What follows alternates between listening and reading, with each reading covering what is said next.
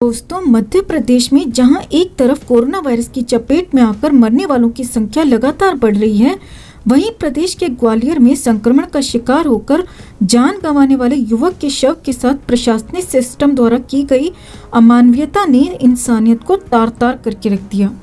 Corona पीड़ित के शव के साथ ऐसा बर्ताव किया गया जिसे बयान कर पाना भी काफी तकलीफदेह है। दोस्तों, कोरोना पॉजिटिव मृतक के क्रियाक्रम में शामिल हुए परिवार के 2 सदस्यों ने जब अपने भाई के शव के साथ हुई दुर्गति को दिखाया तो रोते बिलखते हुए कहा कि उनके भाई के साथ जो हुआ ऐसा बर्ताव तो कोई जानवर के साथ भी नहीं कर सकता। दरअसल शहर के सुपर स्पेशलिटी अस्पताल में 14 जून को भर्ती हुए 42 वर्षीय राजकुमार नामक युवक ने बुधवार की सुबह दम तोड़ दिया।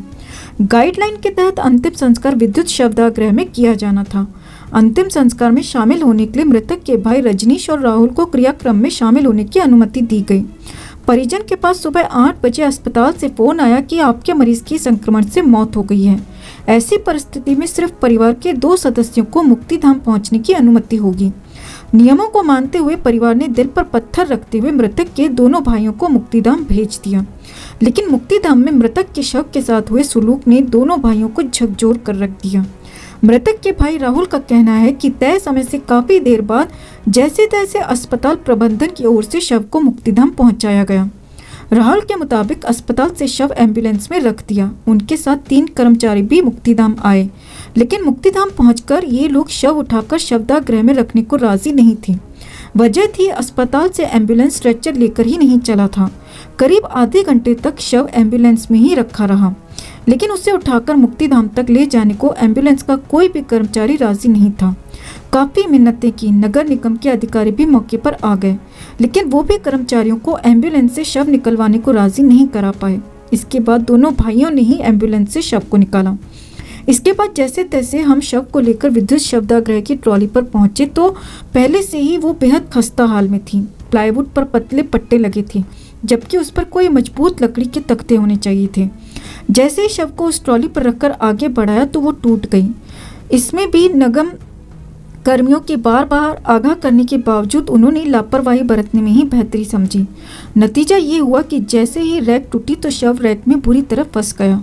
हालांकि उस समय इलेक्ट्रिक मशीन चालू नहीं थी, जिसके चलते शव को आसानी से उठाकर निकाला जा सकता था और ट्रॉली के रैक को ठीक करके दोबारा शव उस पर रखकर क्रियाक्रम किया जा सकता था। लेकिन कर्मचारियों ने हमारे लाख कहने के बावजूद भी शव को बुरी तरह बांस से धकेलकर भट्टी में डाल दिया। मृतक के भाई का कहना है कि इस पूरी घटना ने मानवीय संवेदना को तार-तार कर रख दिया। ये सब देखना हमारे लिए बेहद शर्मनाक था, लेकिन सिर्फ इसलिए कुछ नहीं बोल सके क्योंकि जरा से समझाइश देने पर भी कर्मचारी क्रियाक्रम करने से ही इनकार कर रहे थे। भाई का क्रियाक्रम हो जाए इसलिए आंखों के सामने सब देखने के बावजूद सहन करना हमारी मजबूरी था। राहुल ने बताया कि हमारा परिवार तो भाई की मौत से पहले ही काफी दुखी था, लेकिन हमें नहीं पता था कि जैसे जैसे हम क्रियाक्रम के लिए आगे बढ़ेंगे, खास तौर पर हम 2 भाइयों के ऊपर दुखों का और भी बड़ा पहाड़ टूटेगा। उन्होंने कहा कि जो सुलूक भाई के शव के साथ हुआ है उसे हम कभी नहीं भुला सकते। उन्होंने आगे कहा कि ऐसा बर्ताव तो कोई जानवरों के साथ भी नहीं करता होगा जो अस्पताल से लेकर विद्युत शवदाह गृह तक मौजूद जिम्मेदारों ने किसी इंसान के शव के साथ किया। ये लोग क्यों भूल जाते हैं दोस्तों कि जिसे वो सिर्फ एक डेड बॉडी समझते हैं वो किसी के जिगर का टुकड़ा भी हो सकता है, और उसके साथ इस तरह का व्यवहार उनके लिए बहुत पीड़ादायक हो सकता है। क्या इन कर्मचारियों का परिवार नहीं? क्या इनके भाई बेटे नहीं? खुदा न खास्ता अगर इस जगह इनका कोई अपना होता तो क्या तब भी वो उनके साथ ऐसा ही व्यवहार करते?